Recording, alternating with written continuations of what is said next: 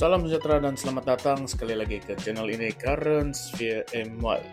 Pernahkah Anda rasa macam ada sesuatu yang tidak kena antara Sabah, Sarawak dan juga Putrajaya? Kenapa tiba-tiba nada pemimpin Borneo semakin keras? Kenapa MA63 yang sepatutnya selesai sudah 60 tahun lebih masih lagi menjadi isu pada hari ini? Dan persoalan yang paling panas, adakah Sabah dan Sarawak sebenarnya sedang mengugut Putrajaya untuk dapat lebih kuasa sebelum PRU16 nanti? Kalau Anda pikir topik ini sensitif, percayalah. Apa yang kita mahu bongkarkan, kita mahu ulaskan pada video kali ini lagi pedas. Jadi, marilah kita berbincang secara santai tetapi tanpa tapisan. Baiklah kawan-kawan, kita mulakan dengan apa yang buat isu MA63 kembali meletup. Beberapa minggu kebelakangan ini, beberapa kenyataan daripada pemimpin Sabah dan Sarawak membuatkan suasana politik Malaysia menjadi macam kuali yang panas. Antaranya Datuk Seri Dr. Jeffrey Kitingan yang berulang kali menegur Putrajaya kerana terlalu lambat melaksanakan janji MA63. Ini bukan kali pertama beliau sebut, dan setiap kali beliau bersuara, ia menggambarkan satu perkara, yaitu ketidakpuasan Borneo semakin membuak. Di Sarawak pula, Premier Tan Sri Abang Johari Openg secara terbuka menyatakan bahawa Sarawak mahu kuasa penuh menguruskan hasil sendiri, termasuklah tenaga dan elektrik, dan secara tidak langsung memberikan signal bahawa kalau Putrajaya lambat, kami akan buat sendiri. Sarawak sudah tunjukkan kemampuan dengan menubuhkan Petros dan mengambil alih pengurusan kuasa elektrik di negeri itu pada tahun 2024. Ini fakta yang direkodkan dalam laporan-laporan berita bernilai tinggi, termasuklah The Star dan juga bernama. Sabah pula, sejak kes tuntutan 40% hasil bersih semakin mendesak Putrajaya untuk menyelesaikan isu pembayaran interim. Laporan Malaysia Kini dan FM3 Free Malaysia Today sebelum ini menunjukkan ketegangan tersembunyi apabila Kerajaan Sabah membangkitkan perkara ini beberapa kali. Seolah-olah mesej di sebalik mesej adalah, kalau tidak mahu bagi hak kami, jangan salahkan kami kalau kami bertindak. Nah, dan disinilah naratif kontroversi mula terbentuk. Ada penganalisis politik seperti dalam laporan The Edge dan Sinar Harian yang mengatakan bahawa blok Borneo, GPS dan GRS kini jauh lebih stabil, lebih kuat dan lebih bersatu daripada UMNO sendiri. Ironinya, UMNO yang dulu dianggap tunjang kerajaan persekutuan kini bukan lagi kuasa dominan.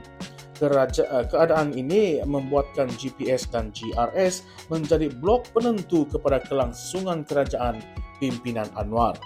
Ini sebabnya timbul soalan paling tajam untuk hari ini. Adakah Sabah dan Sarawak sebenarnya sedang menaikkan tekanan dan bukan untuk bergaduh tetapi untuk mendapatkan peruntukan yang lebih besar sebelum PRU16? Kalau kita lihat corak politik sejak PRU16, logiknya memang ada. GPS dan GRS sedar mereka adalah kingmaker. Mereka tahu tanpa sokongan mereka kerajaan perpaduan akan runtuh serta-merta. Jadi apabila kerajaan pusat bergantung kepada anda, itu bukan kelemahan, tetapi itu adalah kelebihan. Dan kelebihan itulah yang kini menjadi modal tawar-menawar terbesar dalam sejarah hubungan Borneo dan juga Putrajaya. Tetapi jangan salah anggap, ini bukanlah ugutan. Ini lebih kepada real politik. Namun real politik yang kasar kalau kita tengok dari luar. Banyak laporan sebelum ini menunjukkan hubungan dingin yang tersirat antara beberapa pemimpin Sabah dan Putrajaya berkenaan isu minyak dan gas. Pada tahun 2023, Sarawak secara terbuka menolak campur tangan luar terhadap Petros. Pada tahun yang sama, Jeffrey Kitingan mempertikai kelambatan pemindahan kuasa regulatori Eskom dan hal-hal keselamatan. Semua ini menambah satu persepsi. Borneo semakin mahu berdikari dan semakin tidak sabar. Sekarang, mari kita coba ulaskan pula isu yang paling sensitif dalam senyap. Dakwaan yang bahwa Borneo boleh tarik sokongan bila-bila masa. Kenyataan ini bukan datang daripada netizen ya, tetapi ia datang daripada beberapa tokoh akademik dan laporan media yang memerhati rapat gerakan politik Borneo. Jika GPS dan GRS menarik sokongan, kerajaan hilang majoriti. Ini bukan teori konspirasi, tetapi inilah matematik politik. Walaupun pemimpin Sabah dan Sarawak selalu ulang bahwa mereka setia, tetapi cara mereka mendesak hak, khususnya yang berkaitan dengan MA63, jelas menunjukkan mereka tahu betapa berharganya kedudukan mereka sekarang. Mari saya tanya Anda, kalau Anda berada di posisi yang boleh menentukan kerajaan negara, adakah Anda akan gunakan peluang itu untuk dapat apa yang negeri Anda tunggu selama 60 tahun? Nah, itu adalah persoalan yang ramai tidak berani jawab secara terbuka. Baiklah, mari kita masuk pula ke bahagian paling pedas. Apakah risiko sebenar kepada kerajaan pusat jika rundingan ini gagal? Kalau GPS dan GRS mengambil pendirian yang berbeza, kerajaan perpaduan boleh tumbang. Tidak perlu drama lompat parti seperti dulu. Cukuplah sekadar kami tarik sokongan atas dasar hak negeri tidak dihormati. Nah, kalau itu berlaku, PRU16 mungkin terpaksa dipercepatkan. Inilah skenario yang ramai takut tetapi tidak berani bincang. Baiklah kawan-kawan, sekarang mari kita tanya pula persoalan yang mungkin akan membuatkan ramai marah, tetapi kita kena tanya juga. Adakah Sabah dan Sarawak sebenarnya sedang mengugut politik Putrajaya menggunakan MA63 sebagai senjata tawar-menawar? Kita bincang secara jujur. Kalau kita tengok gerakan mereka, nada semakin tegas, tuntutan semakin jelas, masa semakin kritikal menuju PRU16, dan Putrajaya semakin memerlukan sokongan mereka.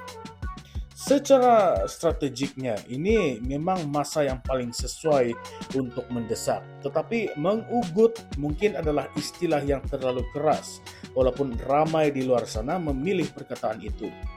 Apa yang lebih tepat ialah Sabah dan Sarawak sedang mengatur posisi untuk memastikan mereka tidak lagi dianaktirikan seperti yang telah berlaku selama berdekad-dekad sebelum ini.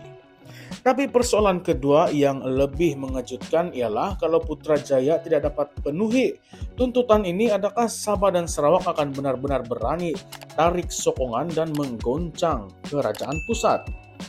Ini soalan yang jawabannya tidak ada di dalam buku. Tetapi kalau Anda lihat pola kenyataan sejak setahun yang lalu, tekanan itu semakin meningkat, bukan semakin reda. Dan yang paling suspend di Semenanjung ada suara-suara yang kata, kalau GPS tarik sokongan, siapa sebenarnya rugi? Putrajaya ataupun Borneo yang akan dilihat tidak stabil? Sudah tentu ini bergantung kepada strategi masa depan masing-masing.